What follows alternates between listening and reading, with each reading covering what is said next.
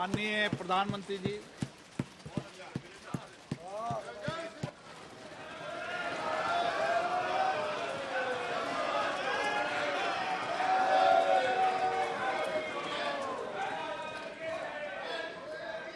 Please आपने बहिष्कार कर रखा है ना, तो आप जाइए प्लीज।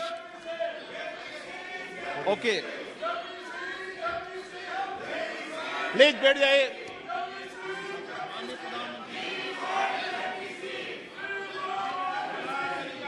माननीय अध्यक्ष जी, एक मिनट बैठिए।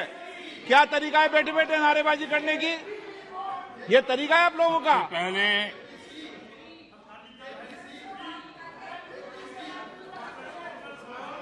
देखिए माननीय सदस्य, मैं पुनः आपको चेतावनी दे रहा हूं, नहीं तो मुझे नेम करना पड़ेगा आपको।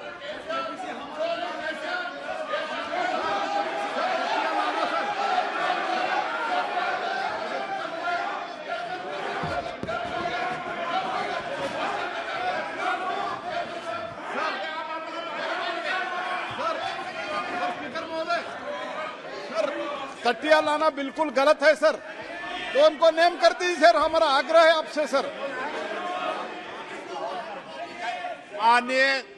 माननीय नेता, मैं आपसे आग्रह कर रहा हूं, आपके सदस्यों को समझा लिए, तख्तियां लेकर सदन में नहीं आए। आपने कहा था कि हम बहिष्कार करेंगे, तो आप अपनी बात पर कायम रहें।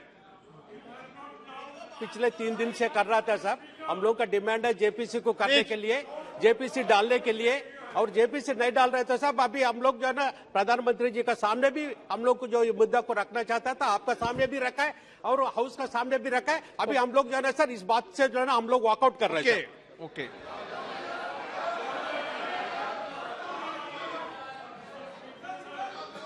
बैठ जाइए आप।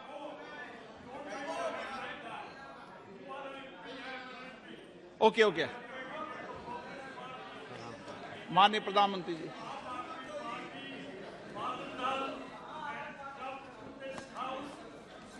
आदरणीय अध्यक्ष जी,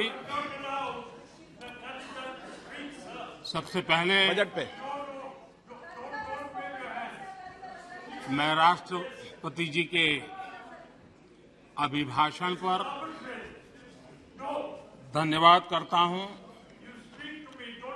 और ये मेरा सौभाग्य रहा है कि मुझे पहले भी कई बार राष्ट्रपति जी के अभिभाषण पर धन्यवाद करने का अवसर मिला है।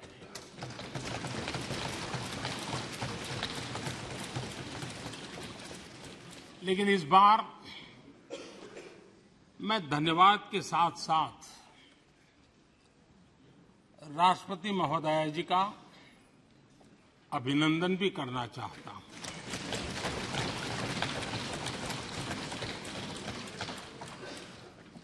अपने विजनरी भाषण में राष्ट्रपति जी ने हम सबको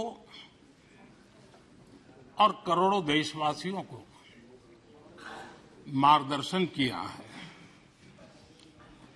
गणतंत्र के मुखिया के रूप में उनकी उपस्थिति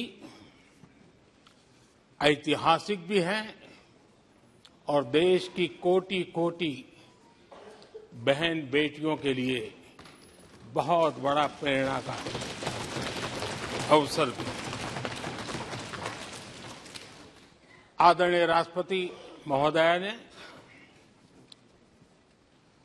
आदिवासी समाज का गौरव तो बढ़ाया ही है, लेकिन आज आजादी के इतने सालों के बाद आदिवासी समाज में जो गौरव की अनुभूति हो रही है, उनका जो आत्मविश्वास बढ़ा है,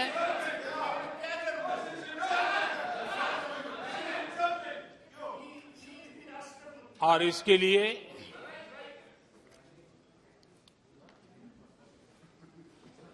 ये सदन भी और देश भी उनका आभारी हूं। राष्ट्रपति जी के भाषण में संकल्प से सिद्धि तक की यात्रा का बहुत बढ़िया तरीके से एक खाका खींचा गया। एक प्रकार से देश को अकाउंट भी दिया गया, इंस्पिरेशन भी दिया गया।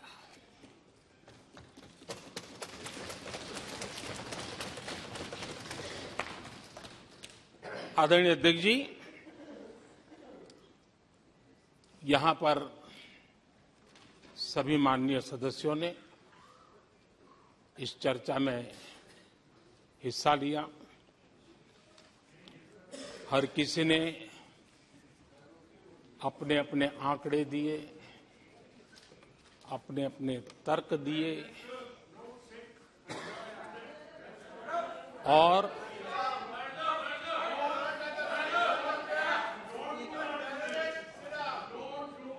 अपनी रुचि, प्रवृत्ति, प्रकृति के अनुसार सबने अपनी बातें रखी और जब इन बातों को गौर से सुनते हैं, उसे समझने का जब प्रयास करते हैं, तो ये भी ध्यान में आता है कि किसकी कितनी क्षमता है, किसकी कितनी योग्यता है, किसकी कितनी समझ है और किसका क्या इरादा है। ये सारी बातें प्रकट होती ही हैं और देश भली भांति तरीके से उसका मूल्यांकन भी करता है। मैं चर्चा में शामिल सभी माननीय सदस्यों का हृदय से आभार व्यक्त करता हूं, लेकिन मैं देख रहा था कल कुछ लोगों के भाषण के बाद पूरा इकोसिस्टम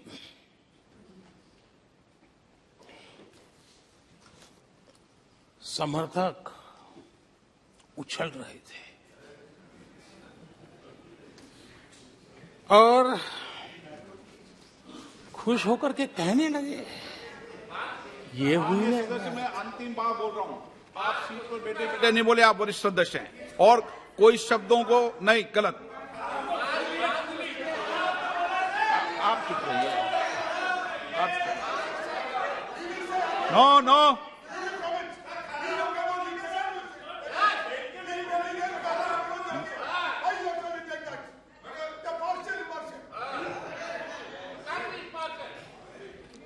पूरा इकोसिस्टम उछल रहा था और कुछ लोग तो खुश होकर के कह रहे थे, ये हुई ना बात, बड़ा, शायद नींद भी अच्छी आई होगी, शायद आज उठ भी नहीं पाए होंगे।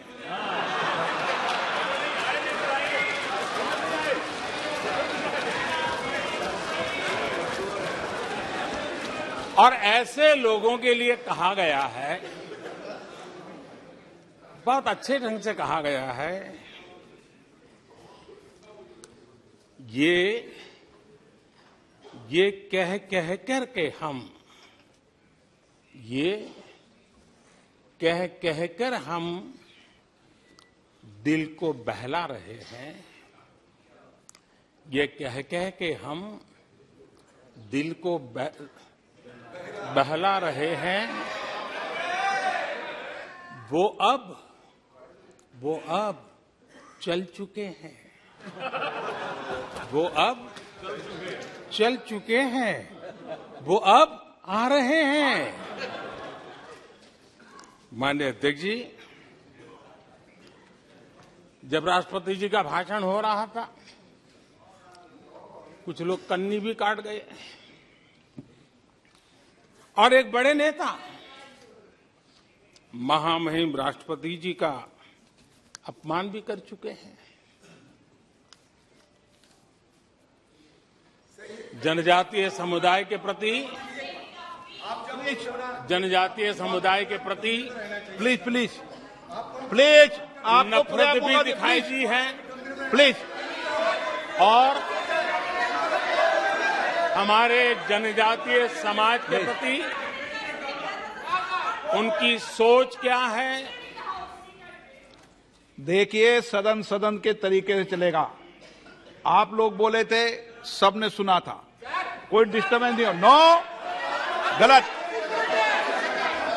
लेकिन जब इस प्रकार की बातें टीवी के सामने कही गई तो भीतर पड़ा हुआ जो नफरत का भाव था, जो सच, वो बाहर आके ही रह गया। ये खुशी है।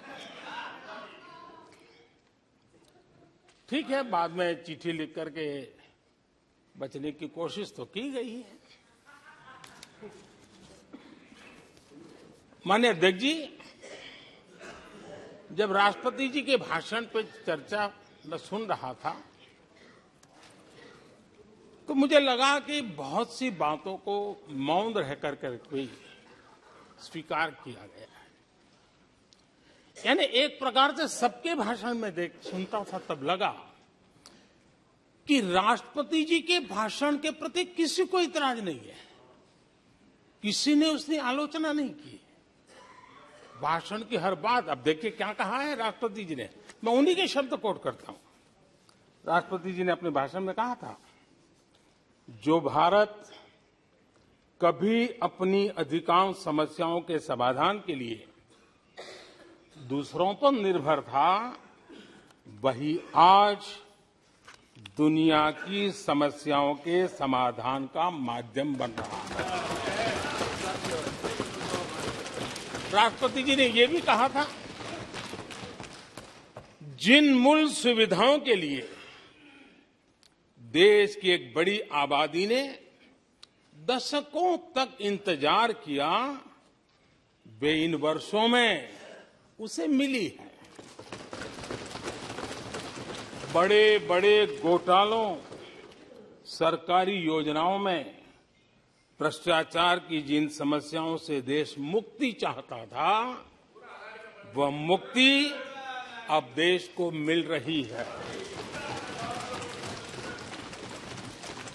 पॉलिसी पैरालिसिस की चर्चा से बाहर आकर आज देश और देश की पहचान तेज विकास और दूरगामी दृष्टि से लिए गए फैसलों के लिए हो रही है। ये पैराग्राफ जो मैं पढ़ रहा हूं, वो राष्ट्रपति जी के भाषण के पैराग्राफ को मैं कोट कर रहा हूं। और मुझे आशंका थी कि ऐसी बातों पर यहां जरूर इतराज करने वाले तो कुछ लोग निकलेंगे,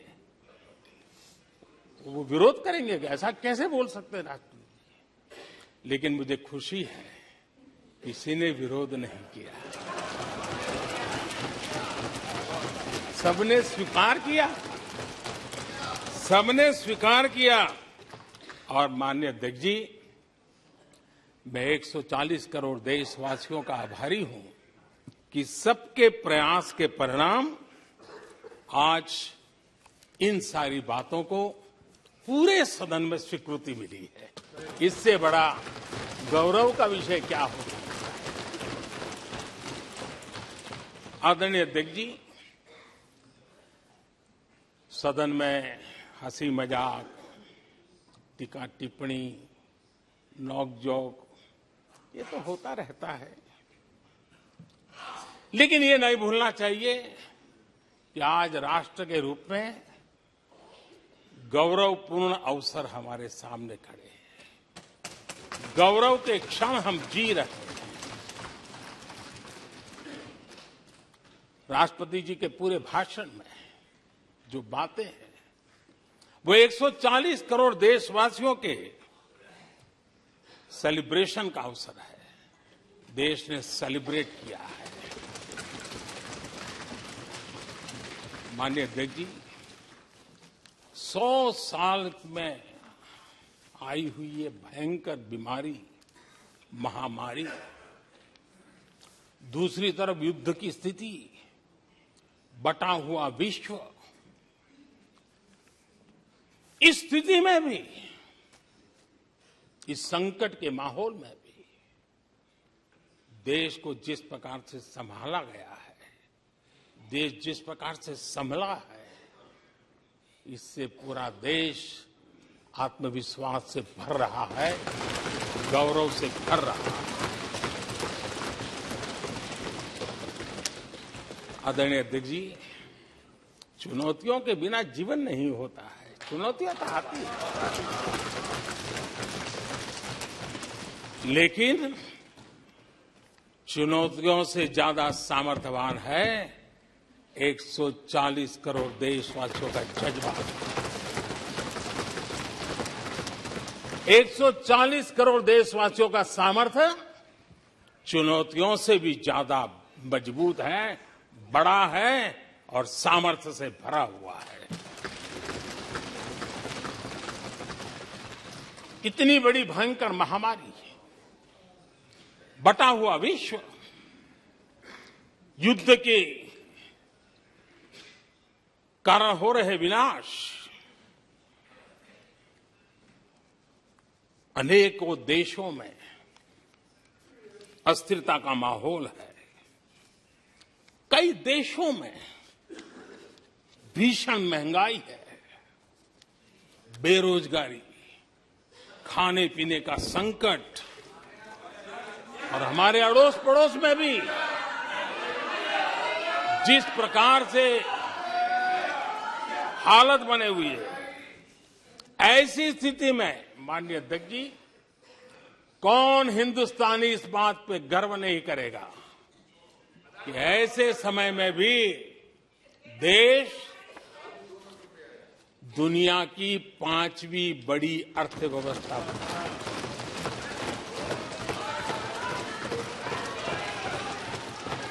आज पूरे विश्व में भारत को लेकर के पॉजिटिविटी है, एक आशा है, भरोसा है। और माननीय अध्यक्ष जी, ये भी खुशी की बात है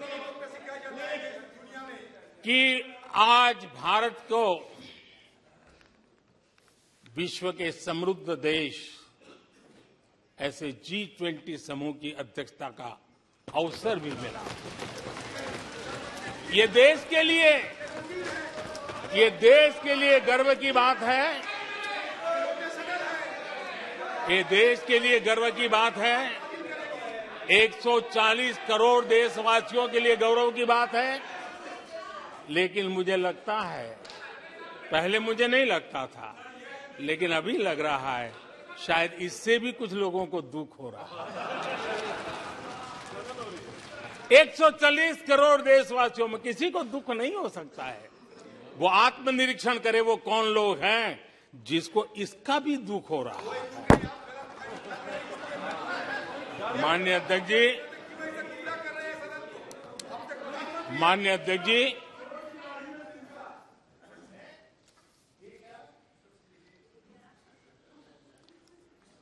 आज दुनिया की हर विश्वसनीय संस्था, सारे एक्सपर्ट्स जो वैश्विक प्रवाहों को बहुत गहराई से अध्ययन करते हैं, जो भविष्य का अच्छे से अनुमान भी लगा सकते हैं, उन सबको आज भारत के प्रति बहुत आशा है, विश्वास है और बहुत एक मात्रा में उमंग भी है। और आखिर ये सब क्यों? ऐसे ही तो नहीं है। आज पूरी दुनिया भारत की तरफ इस प्रकार से बड़ी आशा की नजरों से क्यों देख रही है? इसके पीछे कारण है। इसका उत्तर छिपा है भारत में आई स्थिरता में, भारत की वैश्विक साख में, भारत के बढ़ते सामर्थ्य में और भारत में बन रही नई संभावनाओं में। माननीय अध्यक्ष जी, हमारी रोजमर्रा की जिंदगी में जो बातें हो रही है, उसी को मैं अगर शब्दबद्ध करूं, और कुछ बातें उदाहरण से समझाने की कोशिश करूं। अब आप देखिए, भारत में एक 2-3 दशक अस्थिरता के रहे, आज स्थिरता है, पॉलिटिकल स्टेबिलिटी है, स्टेबल गवर्नमेंट भी है और डिसिसिव गवर्नमेंट है।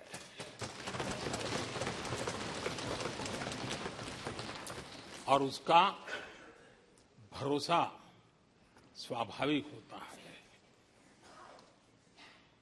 एक निर्णायक सरकार, एक पूर्ण बहुमत से चलने वाली सरकार,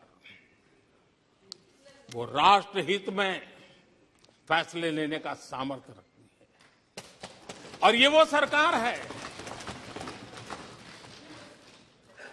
रिफॉर्म आउट ऑफ कंपल्सन नहीं, रिफॉर्म आउट ऑफ कन्विक्शन हो रहे हैं।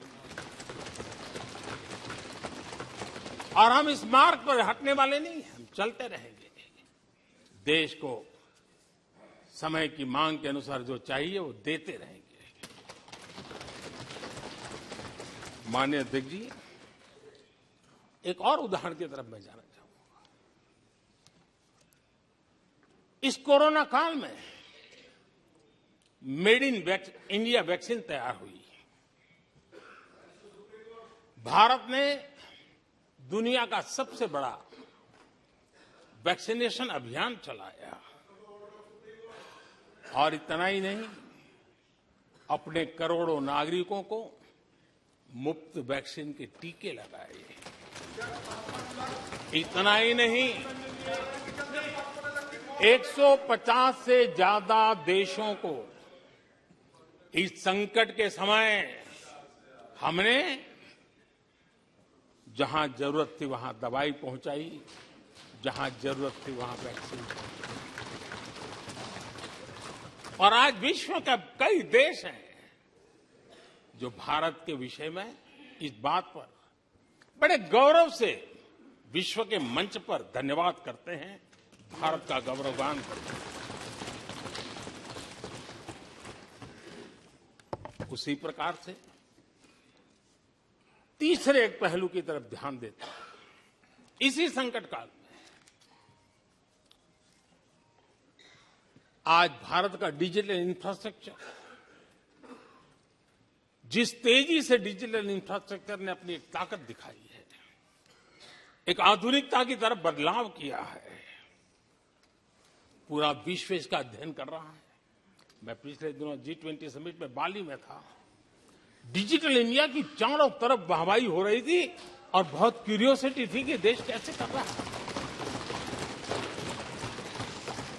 कोरोना काल में दुनिया के बड़े बड़े देश, समृद्ध देश, अपने नागरिकों को आर्थिक मदद पहुंचाना चाहते थे, नोटें छापते थे, बांटते थे, लेकिन बांट नहीं पाते थे।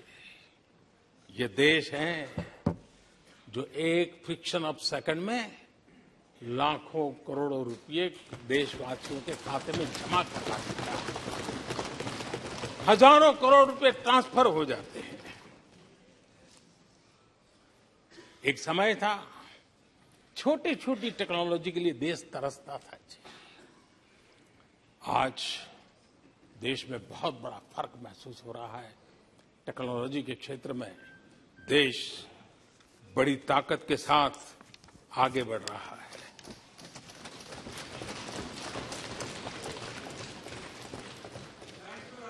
कोविन, दुनिया के लोग अपने वैक्सीनेशन का सर्टिफिकेट भी दे नहीं पाते जी। आज वैक्सीन लो, हमारे मोबाइल फोन पर हमारा सर्टिफिकेट दूसरी सेकंड पे अवेलेबल है। ये ताकत हमने दिखाई है। माननीय अध्यक्ष जी, भारत में नई संभावनाएं हैं। दुनिया को सशक्त वैल्यू और सप्लाई चेन, उसमें आज पूरी दुनिया ने कोरोना कालखंड ने सप्लाई चेन के मुद्दे पर दुनिया को हिला के रख दिया है। आज भारत उस कमी को पूरने की ताकत के साथ आगे बढ़ रहा है। कईयों को ये बात समझना बहुत देर लग जाएगी। भारत आज इसी दिशा में एक मैन्युफैक्चरिंग हब के रूप में उभर रहा है और दुनिया भारत की समृद्धि में अपनी समृद्धि देख रही है। माननीय अध्यक्ष जी, निराशा में डूबे हुए कुछ लोग इस देश की प्रगति को स्वीकार ही नहीं कर पा रहे हैं। उन्हें भारत के लोगों की उपलब्धियां नहीं दिखती है। अरे 140 करोड़ देशवासियों के पुरुषार्थ और प्रयास का परिणाम है, जिसके कारण आज दुनिया में डंका बजना शुरू हुआ है। उन्हें भारत के लोगों के पुरुषार्थ और परिश्रम से प्राप्त उपलब्धियां उनको नजर नहीं आ रही हैं। माननीय अध्यक्ष जी, पिछले 9 वर्ष में भारत में 90,000 स्टार्टअप्स और आज स्टार्टअप की दुनिया में हम दुनिया में तीसरे नंबर पर पहुंच गए। एक बहुत बड़ा स्टार्टअप इकोसिस्टम आज देश के टायर 2, टायर 3 सिटीज में भी पहुंच चुका है। हिंदुस्तान के हर कोने में पहुंचा है। भारत के युवा सामर्थ्य की पहचान बनता जा रहा है। माननीय अध्यक्ष जी, इतने कम समय में और कोरोना के विकट कालखंड में 108 यूनिकॉर्न बने हैं और एक यूनिकॉर्न का मतलब होता है उसकी वैल्यू 6-7 हजार करोड़ से ज्यादा होती है। ये इस देश के नौजवानों ने करके दिखाया। माननीय अध्यक्ष जी, आज भारत दुनिया में मोबाइल मैन्युफैक्चरिंग में दुनिया में दूसरा बड़ा देश बन गया है।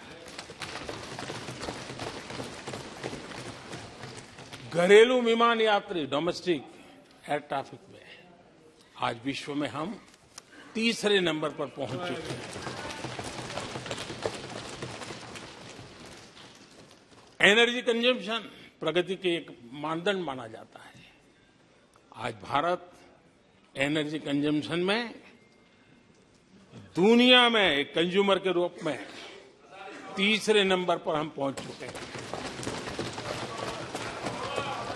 रिन्यूएबल एनर्जी की कैपेसिटी में हम दुनिया में चौथे नंबर पर पहुंच चुके हैं। स्पोर्ट्स कभी हमारी कोई पूछ नहीं होती थी, कोई पूछता नहीं था। आज स्पोर्ट्स की दुनिया में हर स्तर पर भारत के खिलाड़ी अपना रुतबा दिखा रहे हैं, अपना सामर्थ्य दिखा रहे हैं। एजुकेशन समेत हर क्षेत्र में आज भारत आगे बढ़ रहा है। पहली बार, माननीय अध्यक्ष जी, गर्व होगा, पहली बार हायर एजुकेशन में एनरोलमेंट वालों की संख्या 4 करोड़ से ज्यादा हो गई। इतना ही नहीं, बेटियों की भी भागीदारी बराबर होती जा रही है।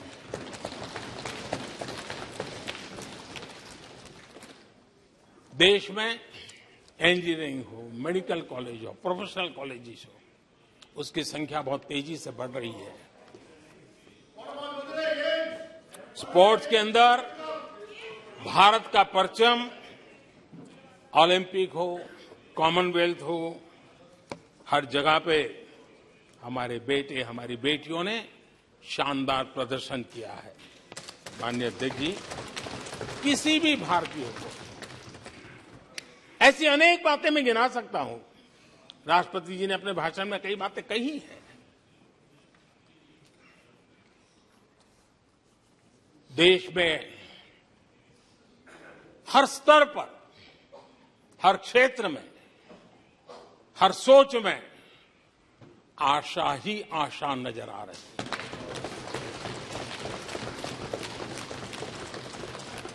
एक विश्वास से भरा हुआ देश है, सपने और संकल्प लेकर के चलने वाला देश है। लेकिन यहां कुछ लोग ऐसे निराशा में डूबे हैं, ऐसे निराशा में डूबे हैं। काका हाथरसी ने एक बड़ी मजेदार बात कही थी। काका हाथरसी ने कहा था, आगा पीछा देखकर क्यों होते गमगीन, जैसी जिसकी भावना वैसा दिखे सीन।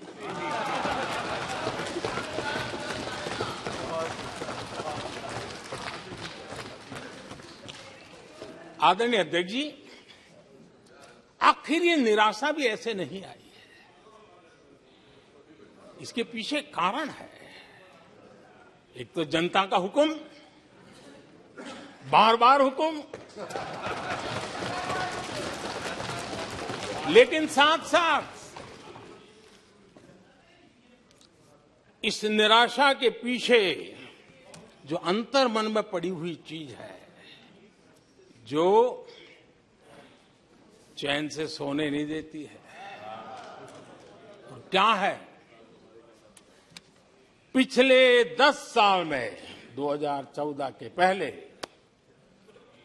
2004 से 14 भारत की अर्थव्यवस्था खस्ता हाल हो गई। निराशा नहीं होगी तो क्या होगा?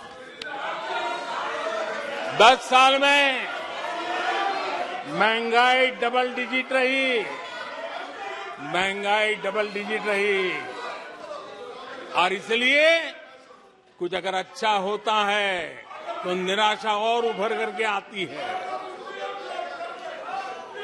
और जिन्होंने बेरोजगारी दूर करने के वादे किए थे,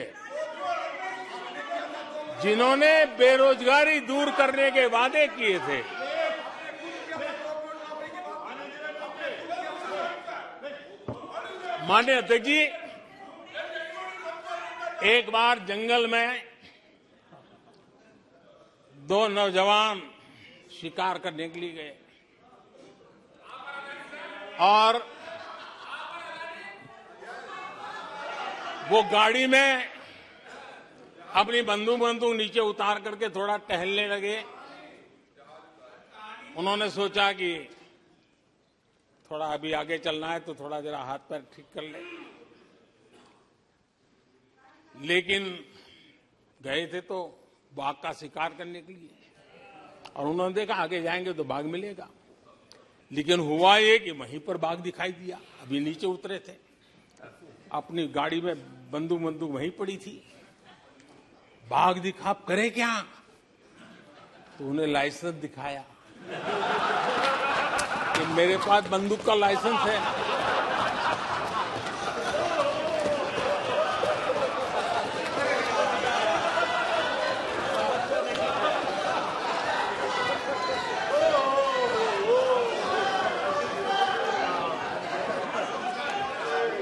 इन्होंने भी बेरोजगारी दूर करने के नाम पर एक कानून दिखाया, वो कानून बना दिया है।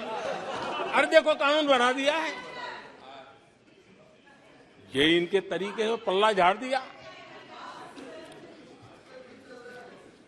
4 से 14 आजादी के इतिहास में सबसे घोटालों का दशक रहा, सबसे घोटाले।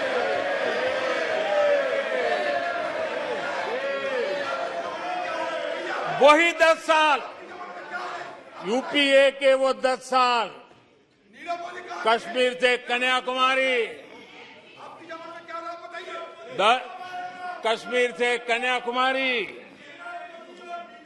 भारत के हर कोने में आतंकवादी हमलों का सिलसिला चलता रहा। 10 साल हर नागरिक असुरक्षित था। चारों तरफ यही सूचना रहती थी कि कोई अनजानी चीज को हाथ मत लगाना, अनजानी चीज से दूर रहना, वही खबरें रहती थी। 10 साल में जम्मू कश्मीर से लेकर नॉर्थ ईस्ट तक हिंसा ही हिंसा, देश उसका शिकार हो गया था। उस 10 साल में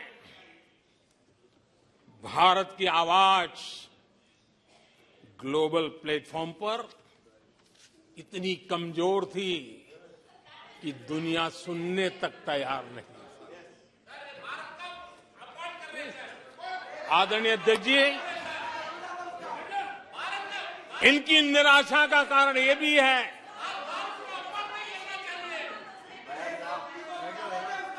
आज जब देश की क्षमता का परिचय हो रहा है, 140 करोड़ देशवासियों का सामर्थ्य खिल रहा है, खुल करके सामने आ रहा है।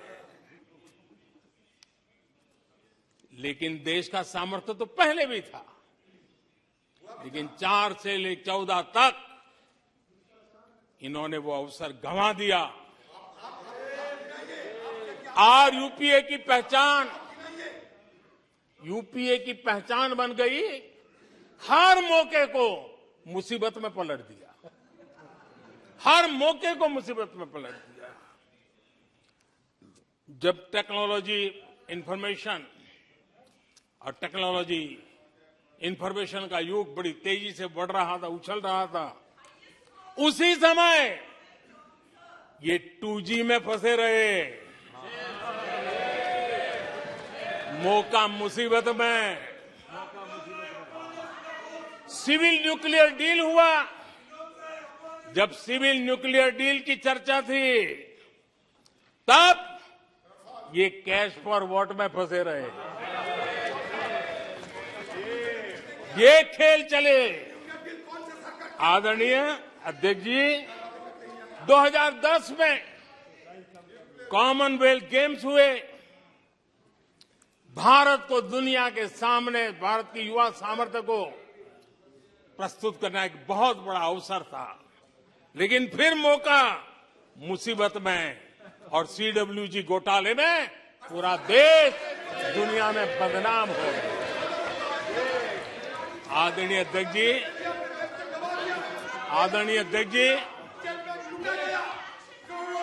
सदी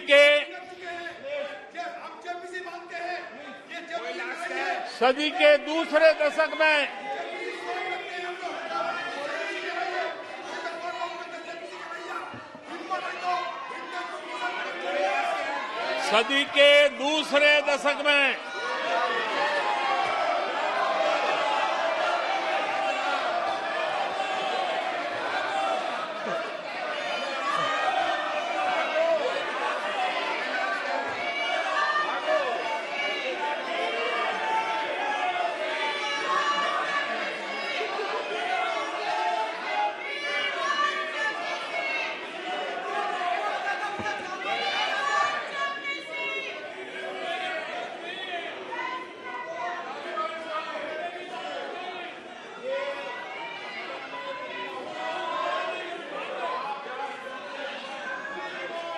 उचित नहीं है, ये संसदीय परंपराओं के अनुरूप नहीं है। आप बिना तथ्यों के बोलते हैं और फिर सुनते नहीं हैं। प्लीज बैठिए। नो, बैठिए। No no no no no. आदरणीय अध्यक्ष जी, ऊर्जा का किसी भी देश के विकास में अपना एक महात्म्य होता है, और जब दुनिया में भारत की ऊर्जा शक्ति के उभार की दिशा में चर्चा की जरूरत थी, इस सदी के दूसरे दशक में हिंदुस्तान की चर्चा ब्लैकआउट के नाते हुई। पूरे विश्व में ब्लैकआउट के वो दिन चर्चा के केंद्र में आ गए। कोयला घोटाला चर्चा में आ गया। आदरणीय अध्यक्ष जी, देश पर इतने आतंकी हमले हुए, 2008 के हमलों को कोई भूल नहीं सकता है, लेकिन आतंकवाद पर सीना तान कर, आंख में आंख मिला करके हमले करने का सामर्थ्य नहीं था, उसे चुनौती को चुनौती देने की ताकत नहीं थी, और उसके कारण आतंकवादियों के हौसले बुलंद होते गए और पूरा देश 10 साल तक खून बहता रहा मेरे देश के निर्दोष लोगों का। वो दिन गए थे। आदरणीय अध्यक्ष जी, जब एलओसी एलएसी भारत के सामर्थ्य की ताकत का अवसर रहता था, उस समय डिफेंस डील को लेकर के हेलीकॉप्टर घोटाले और सत्ता को कंट्रोल करने वाले लोगों के नाम उसमें चिन्हित हो गए। आदरणीय अध्यक्ष जी, जब देश के लिए जरूरत थी और निराशा के मूल में ये चीजें पड़ी हुई है, सब उभर करके आ रहा है। आदरणीय अध्यक्ष जी, इस बात को हिंदुस्तान हर पल याद रखेगा कि 2014 के पहले का जो दशक था, द लॉस्ट डेकेड के रूप में जाना जाएगा, और इस बात को इनकार नहीं कर सकते कि 2030 का जो दशक है, ये इंडिया डेकेड है पूरे विश्व के लिए। आदरणीय अध्यक्ष जी, थैंक यू शशि जी।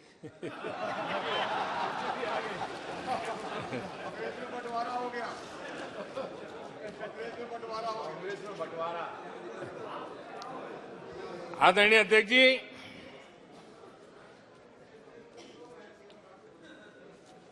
लोकतंत्र में आलोचना का बहुत महत्व मैं मानता हूं, और मैं हमेशा मानता हूं कि भारत जो कि मदर ऑफ डेमोक्रेसी है,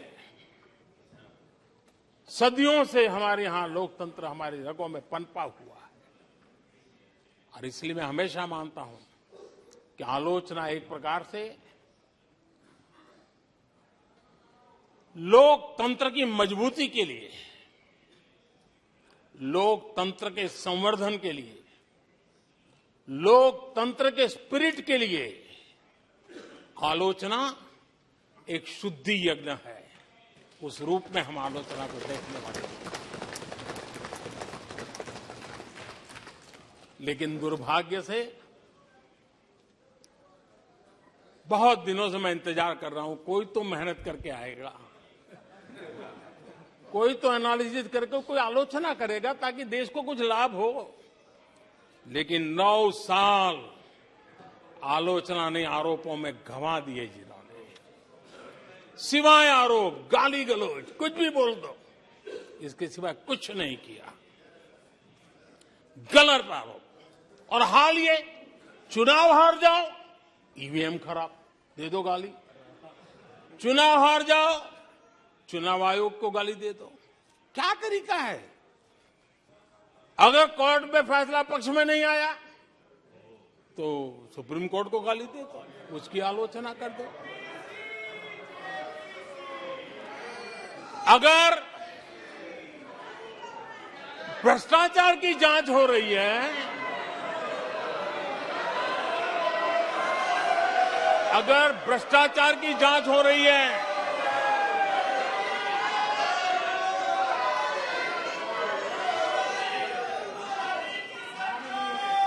माननीय अध्यक्ष जी, अगर भ्रष्टाचार की जांच हो रही है तो जांच एजेंसियों को गाली दो। अगर सेना पराक्रम करे, सेना अपना शौर्य दिखाए और वो नैरेटिव देश के जन जन के अंदर एक नया विश्वास पैदा करे, तो सेना की आलोचना करो, सेना को गाली दो, सेना पर आरोप करो। कभी आर्थिक देश की प्रगति की खबरें आए, आर्थिक प्रगति की चर्चा हो, विश्व के सारे संस्थान भारत के आर्थिक गौरवगान करे, तो यहां से निकलो, आरबीआई को गाली दो, भारत के आर्थिक संस्थानों को गाली दो। आदरणीय अध्यक्ष जी, हमने 9 साल देखा है माननीय कंस्ट्रक्टिव क्रिटिसिज्म की जगह। माननीय आप सदन के नेता हैं, आप माननीय सदस्यों को समझा दें। लोकतंत्र के लिए जिसकी ये आवश्यकता है, संसदीय परंपरा के अनुरूप नहीं है कि बैठे बैठे बोलें। नो, गलत, नो, नो, आपने भी बोला है, गलत तरीका है ये। नो, बैठ जाइए, गलत तरीका है। ना, जब सदन के नेता बोल रहे हैं तो आपको मर्यादा से सुनना चाहिए। प्लीज बैठिए। माननीय प्रधानमंत्री जी। माननीय अध्यक्ष जी, पिछले 9 साल हमने देखा है कुछ लोगों की बैंकरप्सी को देखा है कि कंस्ट्रक्टिव क्रिटिसिज्म की जगह कंपल्सिव क्रिटिक्स ने ले ली है, और ये कंपल्सिव क्रिटिक्स इसी में डूबे हुए हैं, खोए हुए हैं। माननीय अध्यक्ष जी, सदन में भ्रष्टाचार की जांच करने वाली एजेंसियों के बारे में बहुत कुछ कहा गया, और मैंने देखा कि बहुत सारे विपक्ष के लोग इस विषय में सूर मिला रहे थे। मिले मेरा तेरा सूर।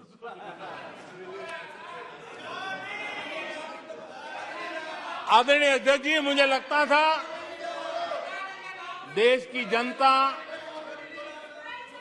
देश के चुनाव के नतीजे ऐसे लोगों को जरूर एक मंच पर लाएंगे, लेकिन वो तो हुआ नहीं। लेकिन इन लोगों ने ईडी का धन्यवाद करना चाहिए कि ईडी के कारण ये लोग एक मंच पे आए हैं।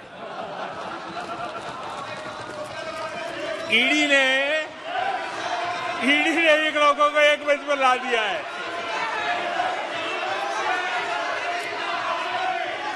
और इसलिए जो काम देश के मतदाता नहीं कर पाए,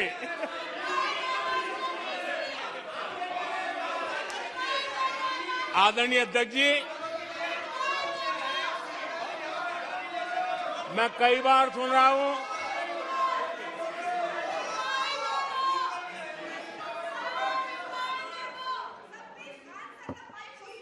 माननीय अध्यक्ष जी, मैं कई बार सुन रहा हूं यहां कुछ लोगों को हार्वर्ड स्टडी का बड़ा क्रेज है। हार्वर्ड स्टडी है, बड़ा क्रेज है। कोरोना काल में ऐसा ही कहा गया था, और कांग्रेस ने कहा था कि भारत की बर्बादी पर हार्वर्ड में केस स्टडी होगी, ऐसा कहा था।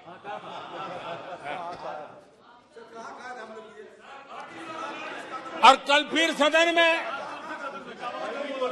हार्वर्ड यूनिवर्सिटी में स्टडी की बात कल फिर हुई।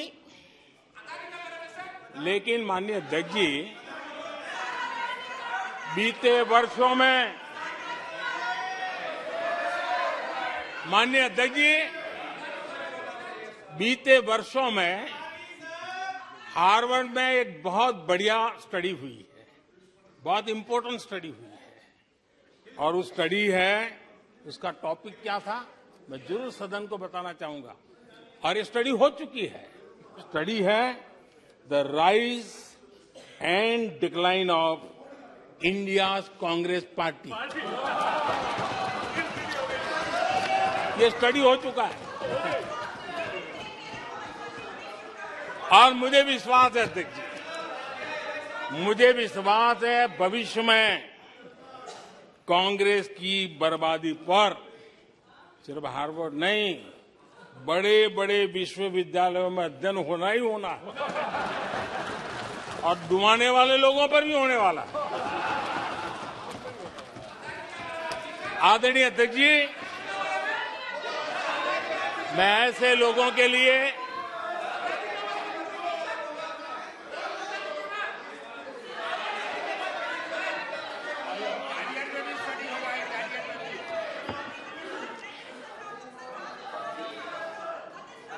आदरणीय अध्यक्ष जी, इस प्रकार के लोगों के लिए दुष्यंत कुमार ने बहुत बढ़िया बात कही है और दुष्यंत कुमार ने जो कहा है बहुत फिट बैठता है। उन्होंने कहा है तुम्हारे पांव के नीचे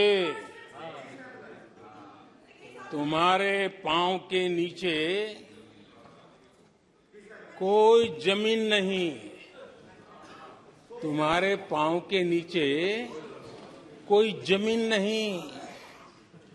कमाल ये है कि फिर भी तुम्हें यकीन नहीं।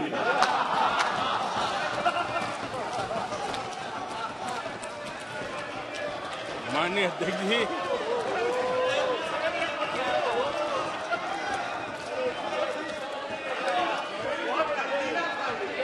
आदरणीय अध्यक्ष जी, सुनो फिर। आदरणीय अध्यक्ष जी, ये लोग बिना सर पैर की बातें करने के आदी होने के कारण उनको ये भी याद नहीं रहता है कि वो खुद का कितना कॉन्ट्राडिक्शन कहते हैं। कभी एक बात, कभी दूसरी बात, कभी एक तरफ, कभी दूसरी तरफ। हो सकता है वो आत्मचिंतन करके खुद के अंदर जो विरोधाभास है उसको भी तो ठीक करेंगे। अब 2014 से ये लगातार कोस रहे हैं, हर मौके पर कोस रहे हैं, भारत कमजोर हो रहा है, भारत की कोई सुनने को तैयार नहीं है, भारत की दुनिया में कोई वजूद नहीं रहा, न जाने क्या क्या कहा। और अब क्या कह रहे हैं? अब कह रहे हैं कि भारत इतना मजबूत हो गया है कि दूसरे देशों को दबकाकर फैसले करवा रहा है।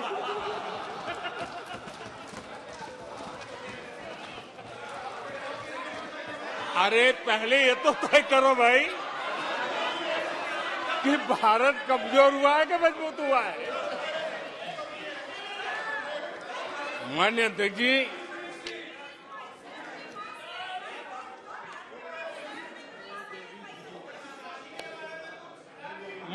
जी,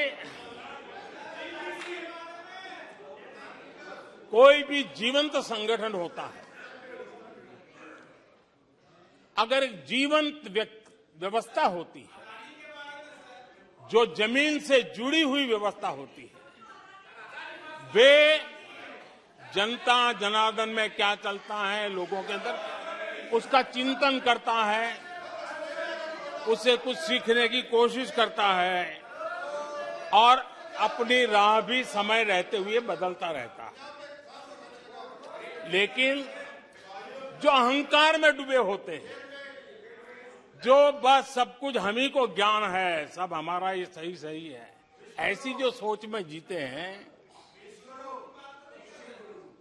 उनको लगता है कि मोदी को गाली दे करके ही हमारा रास्ता निकलेगा। मोदी पर झूठे अनाप शनाप कीचड़ उछाल करके ही रास्ता निकलेगा। अब 22 साल बीत गए, वो गलतफहमी पाल करके बैठे हुए हैं।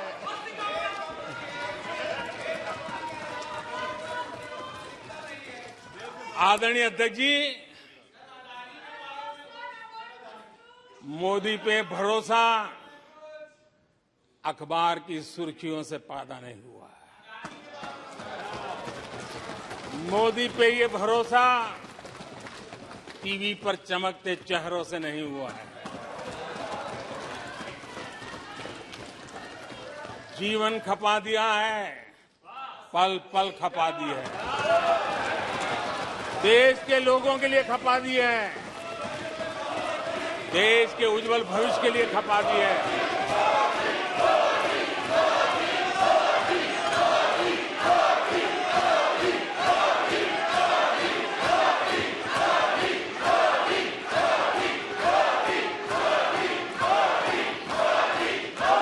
आदरणीय अध्यक्ष जी, आदरणीय अध्यक्ष जी,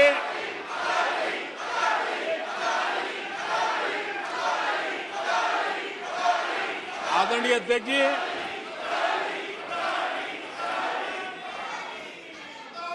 जो देशवासियों का मोदी पर भरोसा है,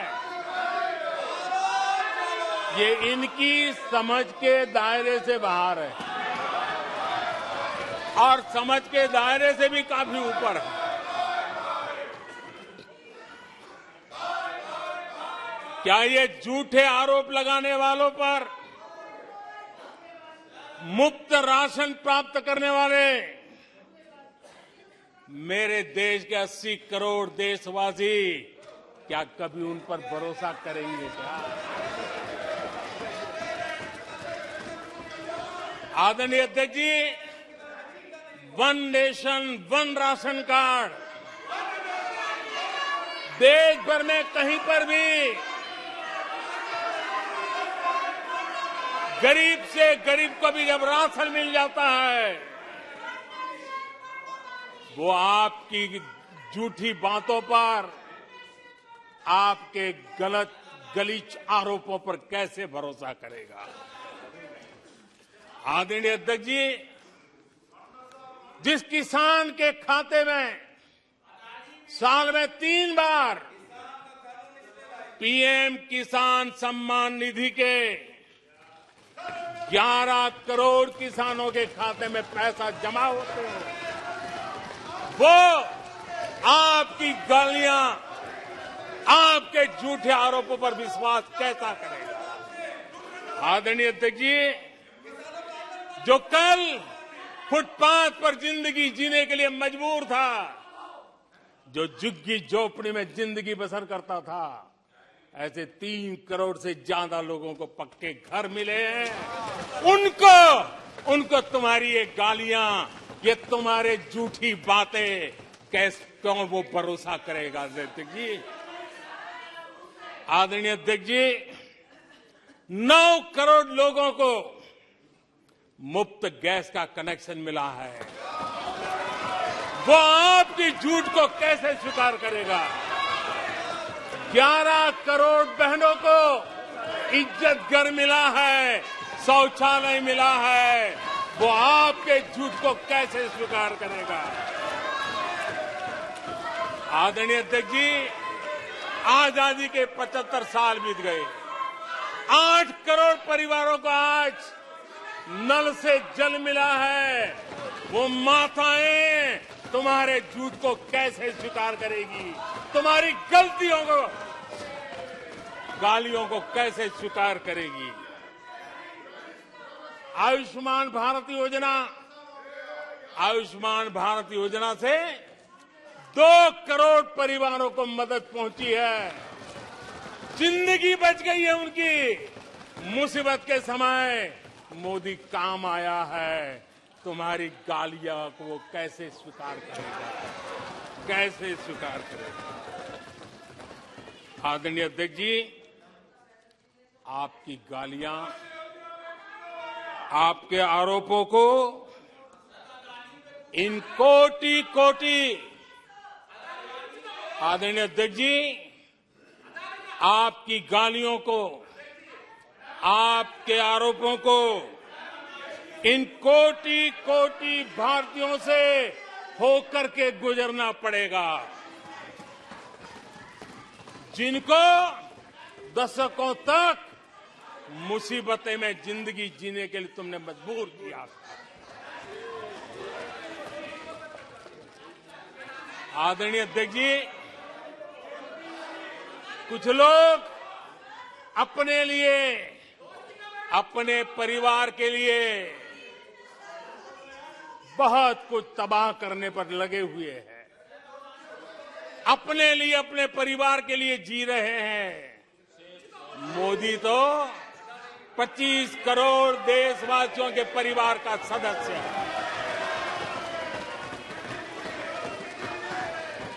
आदरणीय अध्यक्ष जी, 140 करोड़ देशवासियों के आशीर्वाद, ये मेरा सबसे बड़ा सुरक्षा कवच है, और गालियों के शस्त्र से, झूठ के शस्त्रास्त्रों से इस सुरक्षा कवच को कभी तुम भेद नहीं सकते हो। वो विश्वास का सुरक्षा कवच है और इन शस्त्रों से तुम कभी भेद नहीं सकते हो। आदरणीय अध्यक्ष जी,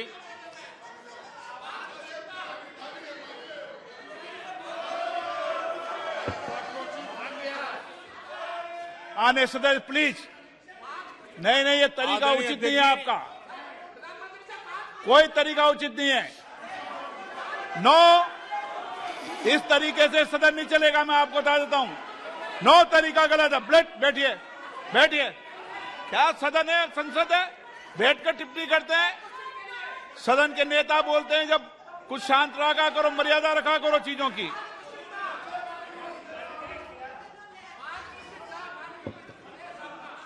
आदरणीय अध्यक्ष जी, हमारी सरकार कुछ बातों के लिए प्रतिबद्ध है। समाज के वंचित वर्ग को वरीयता, उस संकल्प को लेकर के हम जी रहे हैं, उस संकल्प को लेकर के चल रहे हैं। दशकों तक दलित, पिछड़े, आदिवासी जिस हालत में उनको छोड़ दिया गया था,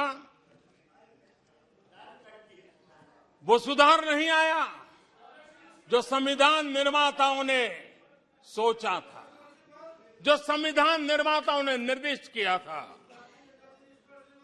2014 के बाद गरीब कल्याण योजनाओं का सर्वाधिक लाभ मेरे इन्हीं परिवारों को मिला है। दलित, पिछड़ों, आदिवासी की बस्तियों में पहली बार, मानिए थे कि पहली बार बिजली पहुंची है।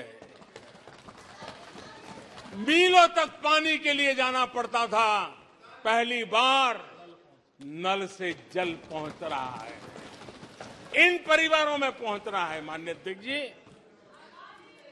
अनेक परिवार, कोटि कोटि परिवार पहली बार पक्के घर में आज जा पाए हैं, वहां रह पाए हैं।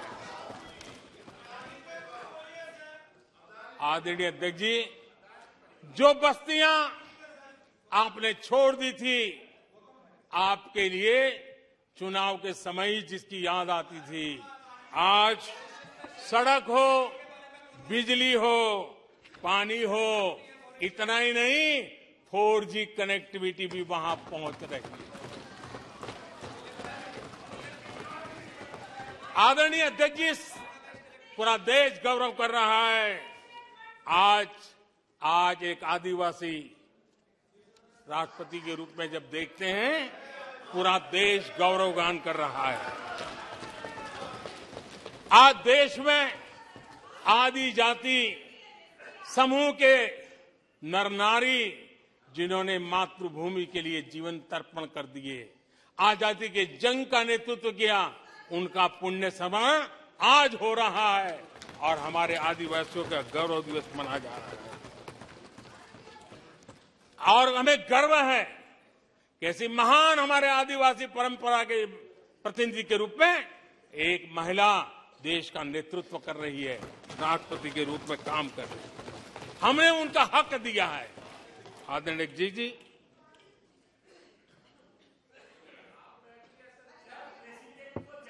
आदरणीय अध्यक्ष जी, हम पहली बार देख रहे हैं। एक बात ये भी सही है, हम सबका समान अनुभव है, सिर्फ मेरा ही ऐसा है ऐसा नहीं, आपका भी है। हम सब जानते हैं कि जब मां सशक्त होती है तो पूरा परिवार सशक्त होता है। जब मां सशक्त होती है तो परिवार सशक्त होता है, परिवार सशक्त होता है तो समाज सशक्त होता है, और तभी जाकर के देश सशक्त होता है। और मुझे संतोष है कि माताएं, बहनों, बेटियों को सबसे ज्यादा सेवा करने का सौभाग्य हमारी सरकार को मिला है। हर छोटी मुसीबत को दूर करने का प्रामाणिक पूर्वक प्रयास किया है। बड़ी संवेदनशीलता के साथ उस पर हमने ध्यान केंद्रित किया है। आदरणीय अध्यक्ष जी, कभी कभी मजाक उड़ाया जा रहा है, ऐसा कैसा प्रधानमंत्री है, लाल किले पर से टॉयलेट की बातें करता है, बड़ी मजाक उड़ाई गई। आदरणीय अध्यक्ष जी, ये टॉयलेट, ये इज्जतगार, इन मेरी माताओं बहनों की क्षमता, उनकी सुविधा, उनका सुरक्षा का सम्मान करने वाली बात है। इतना ही नहीं मानिए अध्यक्ष जी, जब मैं सैनिटरी पैड की बात करता हूं तो लोगों को लगता है अरे प्रधानमंत्री ऐसे विजय में क्यों जाते हैं। माननीय अध्यक्ष जी, सैनिटरी पैड्स के अभाव में गरीब बहन बेटियों के अपमान सहती थी, बीमारियों का शिकार हो जाती थी। माताओं बहनों को धुएं में दिन के कई घंटे बिताने पड़ते थे, उनका जीवन धुएं फंसा रहता था, उसे मुक्ति दिलाने का काम उन गरीब माताओं बहनों को करने का सौभाग्य हमें मिला है। जिंदगी खप जाती थी, आधा समय पानी के लिए, आधा समय केरोसिन की लाइन के अंदर खपे रहते थे। आज उससे मुक्ति देने का संतोष, उन माताओं बहनों को मुक्ति देने का संतोष।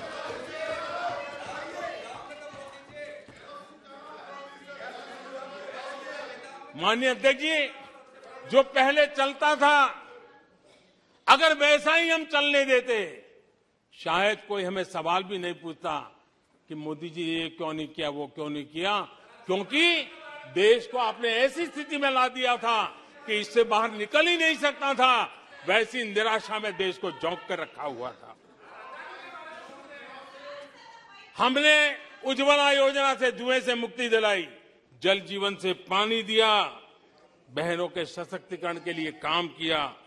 9 करोड़ बहनों को सेल्फ हेल्प ग्रुप, स्वयं सहायता समूह से जोड़ना, माइनिंग से लेकर के डिफेंस तक, आज माताओं बहनों को, बेटियों को अवसर खोल दिए हैं। ये खोलने का काम हमारी सरकार ने किया है। आदरणीय अध्यक्ष जी, इस बात को हम याद करें, वोट बैंक की राजनीति ने देश के सामर्थ्य को कभी कभी बहुत बड़ा गहरा धक्का पहुंचाया है, और उसी का परिणाम है कि देश में जो होना चाहिए, जो समय पे होना चाहिए था, उसमें काफी देर हो गई।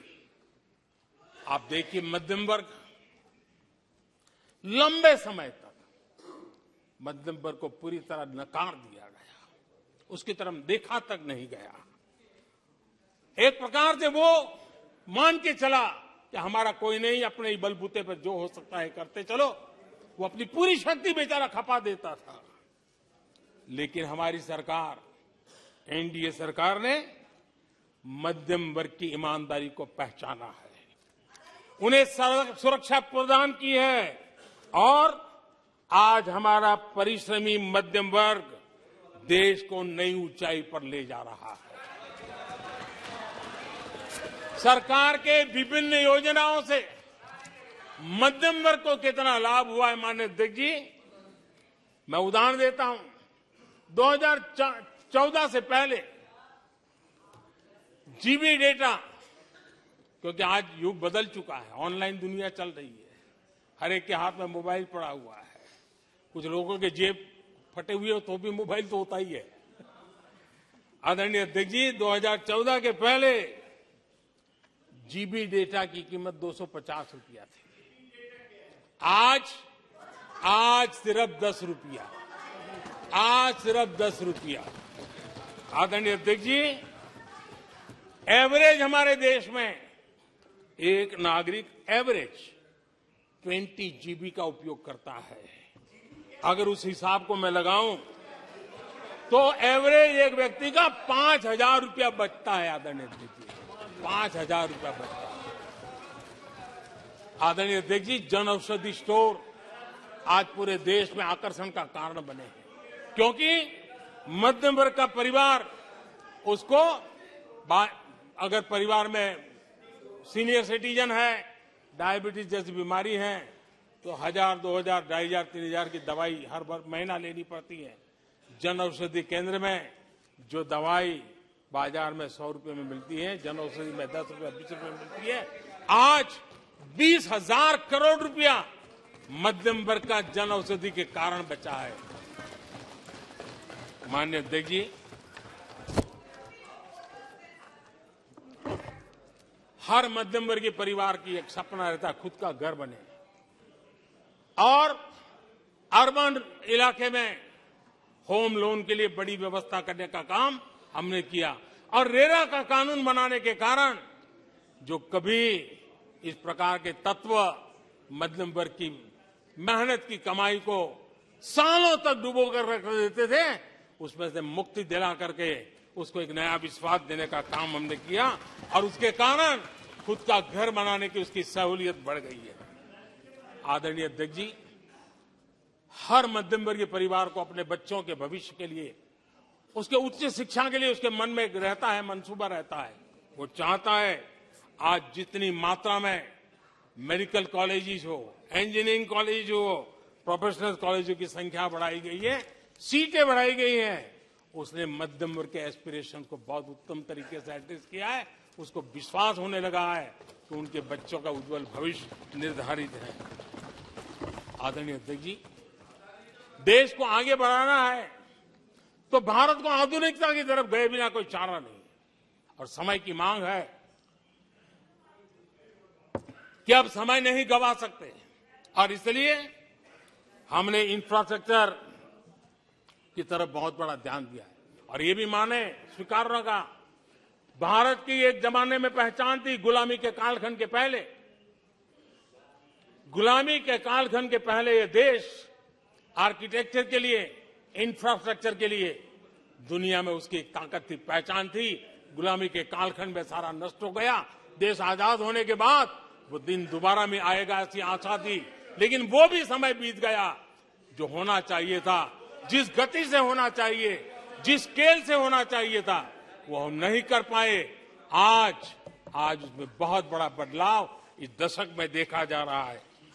सड़क हो, समुद्री मार्ग हो, व्यापार हो, वाटरवेज हो, हर क्षेत्र में आज इंफ्रास्ट्रक्चर का कायाकल्प देख रहा है। हाईवे पर रिकॉर्ड निवेश हो रहा है। माननीय अध्यक्ष जी, दुनिया भर में आज चौड़ी सड़कों की बात होती थी, भारत में चौड़ी सड़कें, हाईवे, एक्सप्रेसवे आज देश की नई पीढ़ी देख रही है। भारत में वैश्विक स्तर के अच्छे हाईवे, एक्सप्रेस दिखे, इस दिशा में हमारा काम है। पहले रेलवे इंफ्रास्ट्रक्चर अंग्रेजों ने जो देकर के गए, उसी पर भी हम बैठे रहे, उसी को हमने अच्छा मान लिया, गाड़ी चलती थी। आदरणीय अध्यक्ष जी, वो समय था, आदरणीय अध्यक्ष जी, जो समय था, जिस प्रकार से अंग्रेजों छोड़ करके गए थे, उसी भाव में जीते रहे। और रेलवे की पहचान क्या बन गई थी? रेलवे यानी धक्का मुक्की, रेलवे यानी एक्सीडेंट, रेलवे यानी लेट लतीफ। यही यानी एक स्थिति थी। लेट लतीफ में एक कहावत बनी गई थी, रेलवे यानी लेट लतीफी। एक समय था हर महीने एक्सीडेंट होने वाली घटनाएं बार बार आती थी। एक समय था एक्सीडेंट एक किस्मत बन गई थी। लेकिन अब ट्रेनों के अंदर वंदे भारत की मांग, हर एमपी चिट्ठी लिखता है, मेरे यहां वंदे भारत चालू करो। आज रेलवे स्टेशनों का कायाकल्प हो रहा है, आज एयरपोर्ट का कायाकल्प हो रहा है। 70 साल में 70 एयरपोर्ट, 70 साल में 70 एयरपोर्ट, 9 साल में 70 एयरपोर्ट। देश में वाटरवेज भी बन रहा है। आज वाटरवेज पर ट्रांसपोर्टेशन हो रहा है। आदरणीय अध्यक्ष जी, देश आधुनिकता की तरफ बढ़े, इसके लिए आधुनिक इंफ्रास्ट्रक्चर को बल देते हुए, आदरणीय अध्यक्ष जी, मेरे जीवन में, सार्वजनिक जीवन में 4-5 दशक मुझे हो गए, और मैं हिंदुस्तान के गांवों से गुजरा हुआ इंसान, 4-5 दशक तक उसमें से एक लंबा कालखंड परिव्राजक के रूप में बिताया है। हर स्तर के परिवारों से बैठने उठने का, बात करने का अवसर मिला है और इसलिए भारत के हर भूभाग को समाज की हर भावना से परिचित हूं और मैं इसके आधार पर कह सकता हूं और बड़े विश्वास से कह सकता हूं कि भारत का सामान्य मानवी पॉजिटिविटी से भरा हुआ है। सकारात्मकता उसके स्वभाव का, उसके संस्कार का हिस्सा है। भारतीय समाज नेगेटिविटी को सहन कर लेता है, स्वीकार नहीं करता। ये उसकी प्रकृति नहीं। भारतीय समुदाय का स्वभाव खुशमिजाज है, स्वप्नशील समाज है, सत्कर्म के रास्ते पर चलने वाला समाज है, सृजन कार्य से जुड़ा हुआ समाज है।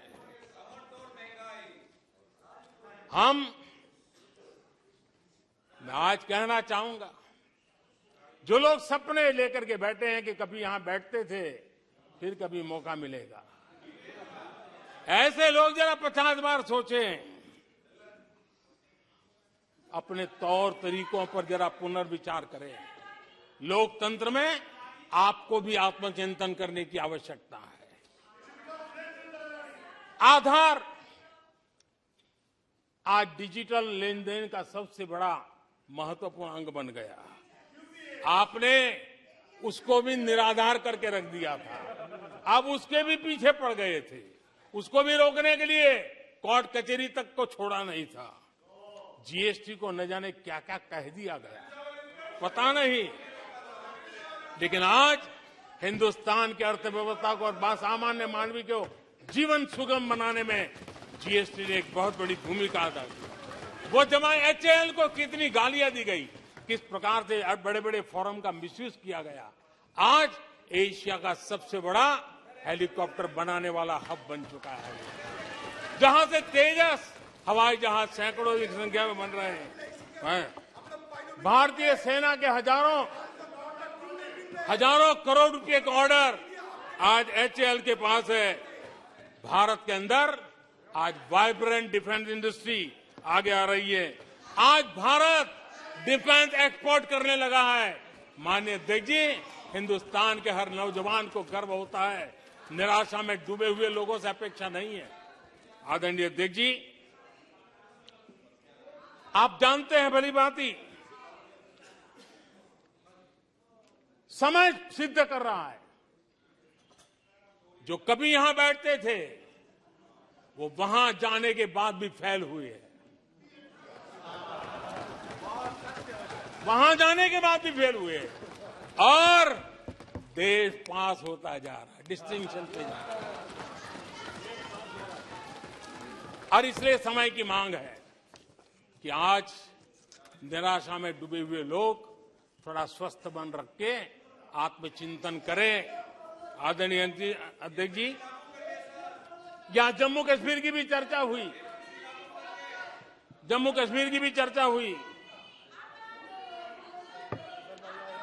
और जो अभी अभी जम्मू कश्मीर घूम कर गए उन्होंने देखा होगा कितने आन बान शान के साथ आप जम्मू कश्मीर में जा सकते हैं, घूम सकते हैं, फिर सकते हैं। आदरणीय अध्यक्ष जी, पिछली शताब्दी के उत्तरार्ध में, आदरणीय अध्यक्ष जी, पिछली शताब्दी के उत्तरार्ध में मैं भी जम्मू कश्मीर में यात्रा लेके गया था और लाल चौक में तिरंगा फहराने का संकल्प लेकर के चला था। और तब आतंकवादियों ने पोस्टर लगाए थे, आतंकवादियों ने पोस्टर लगाए थे उस समय, और कहा था कि देखते हैं किसने अपनी मां का दूध पिया है जो लाल चौक में आके तिरंगा फहराता है। पोस्टर लगे थे। और उस दिन वो 24 जनवरी थी, मैंने जम्मू के अंदर बड़ी सभा में कहा था, अध्यक्ष जी, मैं पिछली शताब्दी की बात कर रहा हूं, और तब मैंने कहा था आतंकवादी कान खोल करके सुन ले। उस दिन मैंने कहा था आतंकवादी कान खोल करके सुन ले। 26 जनवरी को ठीक 11 बजे मैं लाल चौक पहुंचूंगा, बिना सिक्योरिटी आऊंगा, बुलेट प्रूफ जैकेट के बिना आऊंगा, और फैसला लाल चौक में होगा किसने अपनी मां का दूध पिया।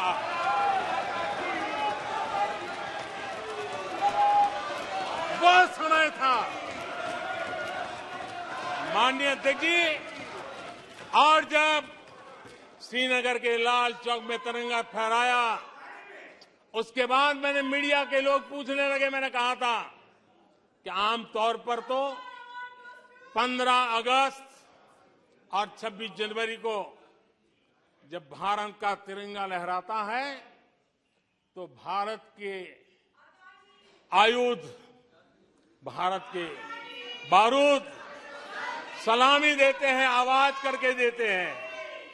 मैंने कहा आज जब मैं लाल चौक के अंदर तिरंगा फहरा हूं, दुश्मन देश का बारूद भी सलामी कर रहा है, गोलियां चला रहा था, बंदूकें बम फोड़ रहा था। आदरणीय अध्यक्ष जी, आज जो शांति आई है, आज चैन से जा सकते हैं, सैकड़ों की तादाद में जा सकते हैं। ये माहौल और पर्यटन की दुनिया में कई दशकों के बाद सारे रिकॉर्ड जम्मू कश्मीर ने तोड़े हैं। आज जम्मू कश्मीर में लोकतंत्र का उत्सव मनाया जा रहा है। आदरणीय अध्यक्ष जी, आज जम्मू कश्मीर में हर घर तिरंगा का सफल कार्यक्रम होते हैं। मुझे खुशी है, कुछ लोग हैं जो कभी कहते थे तिरंगे से शांति बिगड़ने का खतरा लगता था, कुछ लोगों को ऐसा कहते थे कि तिरंगे से जम्मू कश्मीर में शांति बिगड़ने का खतरा लगता था। वक्त देखिए, वक्त का मजा देखिए, अब वो भी तिरंगा यात्रा में शरीक हो रहे हैं।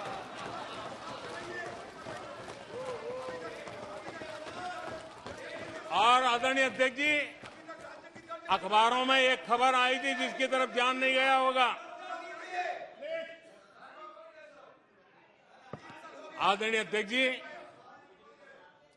उसी समय अखबारों में एक खबर आई थी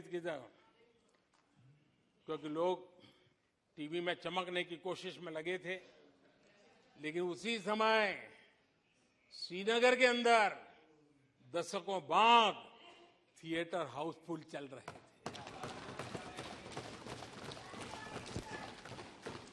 और अलगाववादी दूर दूर तक नजर नहीं आते थे। अब ये भी देश ने देखा है।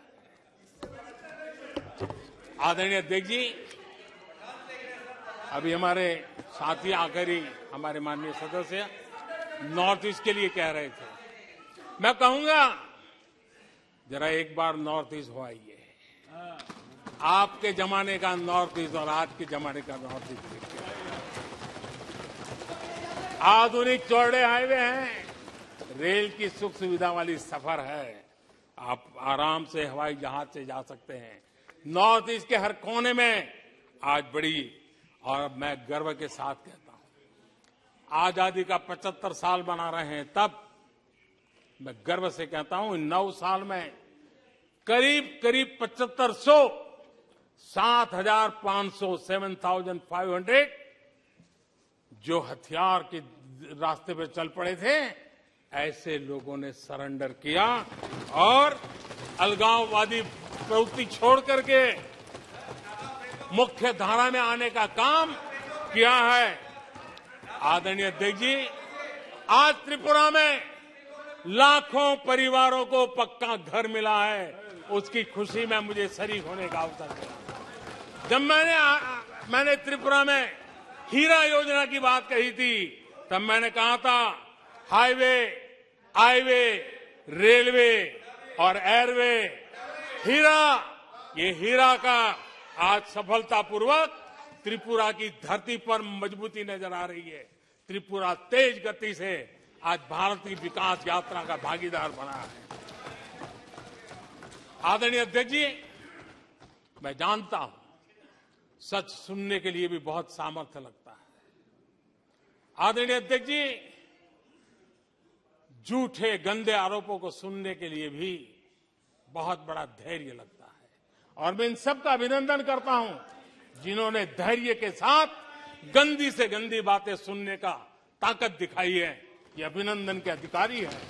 लेकिन जो सच सुनने का सामर्थ्य नहीं रखते हैं, वो कितनी निराशा की गर्त में डूब चुके होंगे, इसका देश आज सबूत देख रहा है। माननीय अध्यक्ष जी,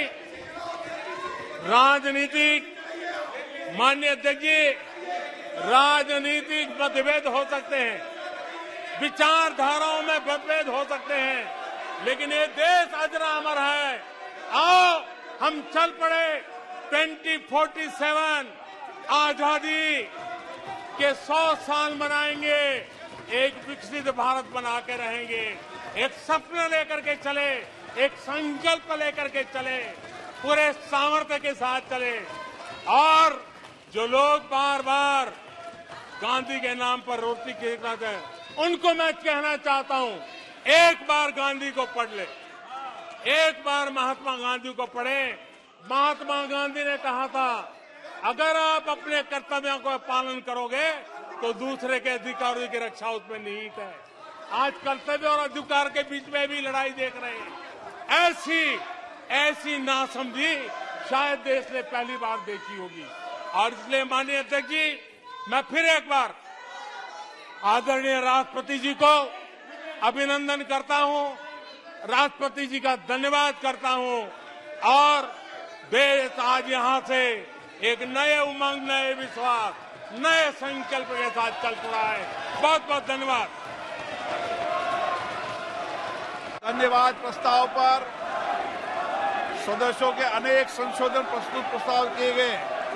सभा की सहमति हो तो